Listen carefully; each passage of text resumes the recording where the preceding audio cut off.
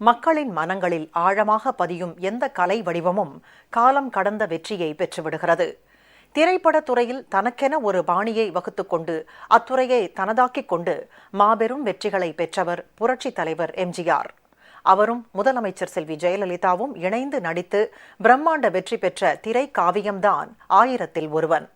எம்ஜிஆர், முதலமைச்சர் செல்வி ஜெயலலிதாவின் வெற்றி கூட்டணியில் பல ஆண்டுகளுக்கு முன் வெளிவந்த இத்திரைப்படம் தற்போது முதன்முறையாக டிஜிட்டல் மயமாகி ரசிகர்களின் அமோக ஆதரவுக்கிடையே மீண்டும் வெளிவர உள்ளது. இது குறித்த ஒரு செய்தி தொகுப்பு. பழைய நண்பர்கள், பழைய புத்தகம், பழைய பாடல், பழைய நினைவுகள் என ஒரு சில விஷயங்கள்தான் மனப்புத்தகத்தின் மறக்க முடியாத பக்கங்களாகி விடுகின்றன. வாழ்க்கையில் எத்தனையோ சம்பவங்கள் நடந்திருந்தாலும் ஒரு சில நினைவுகள்தான் மனம் எனும் சிம்மாசனத்தில் இன்று வரை கம்பீரமாக அமர்ந்திருக்கின்றன. அதுபோல் எத்தனையோ 1000 திரைப்படங்கள் வந்தாலும் 1000ல் ஒருவன் போல ஒரு சில படங்கள்தான் இன்னும் ரசிகர்களின் ரசனையை முழுவதுமாக ஆக்கிரமித்திருக்கின்றன. புரட்சித் தலைவர் எம்ஜிஆரோடு முதலமைச்சர் செல்வி ஜெயலலிதா முதலாக இணைந்து நடித்த திரை காவியம்தான் 1000ல் ஒருவன்.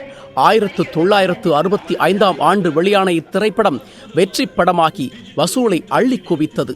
அடிமைப்பட்டு கிடக்கும் பூமியை மீட்க புறப்படும் ஒரு புரட்சி வீரனின் லட்சிய பாதையில் குறுக்கிடும் நிகழ்வுகளும் கடற்கொள்ளையரின் வாழ்க்கை முறையையும் அச்சு பிசகாமல் வார்த்து எடுத்த திரைப்படம்தான் 1000ல் ஒருவன். மதம் கொண்ட யானை என்ன செய்யும் தெரியுமா? இனங்கொண்ட சிங்கத்திடம் தோற்று ஓடும். தோல்வியே அறியாதவனா, தோல்வியை எதிரிக்கு பரிசளித்தே பழகியவன் தான்.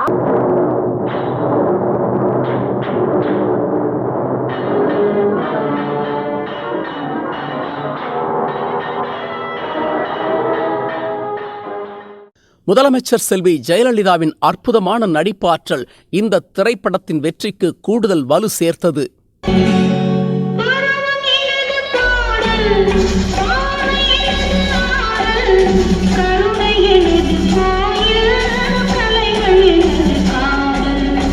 B.R. பந்துலு தயாரிப்பு இயக்கத்தில் உருவான இத்திரைப்படத்தில் மெல்லிசை மன்னர்கள் விஸ்வநாதன் ராமமூர்த்தி இசையில் உருவான அத்தனை பாடல்களும் ஏதாவது ஒரு சந்தர்ப்பத்தில் ரசிகர்களின் நினைவலைகளில் அடிக்கடி எழுந்து கொண்டுதான் இருக்கின்றன. அதோ அந்த பறவை போல வாழ வேண்டும் என்ற பாடல் அடிமைப்பட்டு கிடக்கிற பூமிக்கு எதிரான ஒரு போர் முழக்கமாக இருந்து வருகிறது.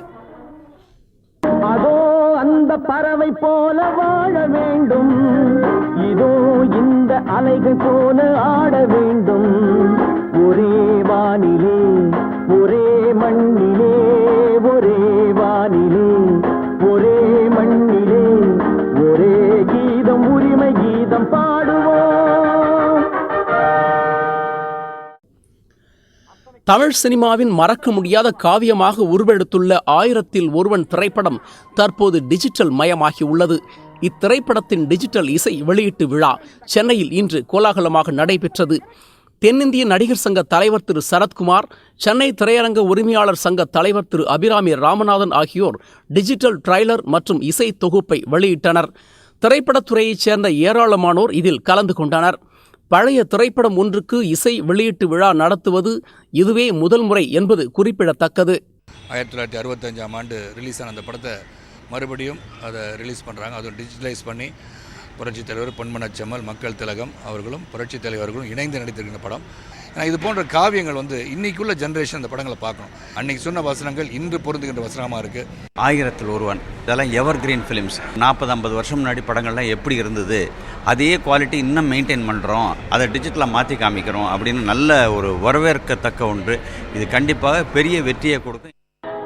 செடிகளில் எழுதப்படும் கவிதைகளைப் போல எத்தனையோ பூக்கள் இந்த மண்ணில் பூத்தாலும் எப்போதோ பூக்கின்ற குறிஞ்சி மலர்தான் குறிப்பிட்டு பேசப்படுகிறது. அதுபோல 1000 திரைப்படங்கள் வந்தாலும் 1000ல் ஒருவன் போல் ஒரு சில படங்கள்தான் ரசிகர்களின் நெஞ்சங்களில் நீங்காத நினைவாக குடிகொண்டுள்ளது என்பது தமிழ் சினிமா ஆர்வலர்களின் எண்ணம். தமிழ் திரைப்பட வரலாற்றில் 1000ல் ஒருவன் திரைப்படம் காலம் கடந்தும் வெற்றி கொடியேந்தி நிற்கும் என்பது திண்ணம். ஜெயா செய்திகளுக்காக திருமலையுடன் லாரன்ஸ் விஜயன்.